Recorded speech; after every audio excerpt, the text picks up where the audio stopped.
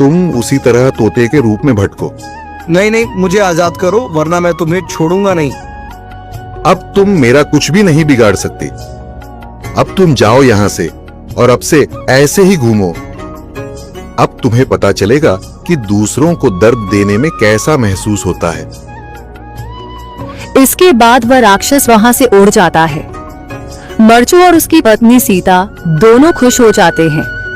मरचू पहले की तरह काम करने लगता है। वह और उसकी पत्नी दोनों खुशी खुशी जिंदगी गुजारने लगते हैं।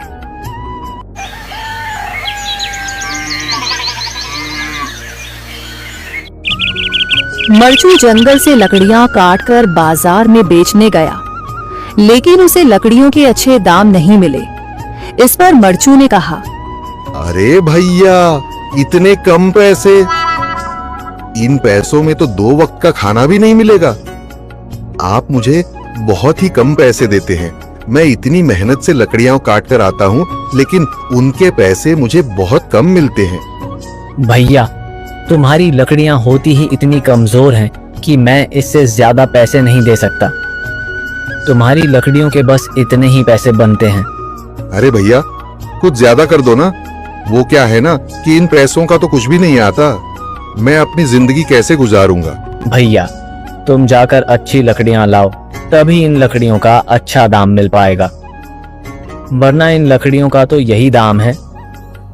ये सुनकर मरचू बहुत ज्यादा परेशान हो गया और पैसे लेकर किराने की दुकान से सामान खरीदकर घर आ गया। घर पहुंचते ही मरचू की पत्नी सीता ने कहा, अरे जी, सामान ले आए आप? हाँ जी, सामान ले आया हूँ। सीता के चेहरे पर खुशी छा जाती है, लेकिन जब उसने सामान देखा, जी, इसमें तो बहुत थोड़ा सामान है। हाँ सीता, मुझे पता है कि यह सामान बहुत थोड़ा है, लेकिन मैं क्या करूं? मेरे पास जितने पैसे थे, मैं उतने का ही सामान लेकर आ गया हूँ। इस तरह हमारा गुजारा कैसे हो पाएगा जी? आपको तो पता ही है कि हम कितनी मुश्किलों से गुजारा करते हैं। हाँ हाँ, मुझे पता है, लेकिन मैं कर भी क्या सकता हूँ? मेरे पास इतने पैसे ही नहीं कि हम एक अच्छी जिंदगी गुजार सकें। इतनी मेहनत कर रहा हूँ, लेकिन फिर भी मेहनत का फल नहीं मिल रहा। इतनी मेहनत से अच्छी लकड़ी काट कर आता हूँ, लेकिन मुनासिब दाम नहीं मिलता। मैं तो बहुत परेशान हूँ। क्या करूँ? कहाँ जाऊँ? अरे जी, आप परेशान न हो, आप कोई और काम देख लें। मैंने कई बार काम तलाशने की कोशिश की, पर किसी ने भी मुझे काम नहीं दिया। ये सुनकर सीता भी काफी ज्यादा परेशान हो गई। मरचू से सीता की परेशानी नहीं देखी गई। उसने अपनी पत्नी सीता से कहा, मैं फिर से जंगल की ओर जा रहा हूँ। अरे जी, अभी मत जाइए ना, वैसे भी शाम हो रही है। आप कल चले जाइएगा, अभी मत जाइए। ठीक है, अगर तुम रोक रही हो तो मैं नहीं जाता। मैं कल चला जाऊंगा। इसके बाद मरचू गांव में घूमने के लिए चला गया। तभी उसे एक आदमी मिला और उसने कहा, कहाँ जा रहे हो भैया? और सुनाओ, क्या हाल चाल है? जिंदगी कैसे गुजर रही है?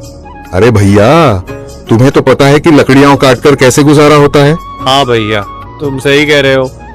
और आसपास के जंगलों में अच्छी लकड़ियां भी नहीं है।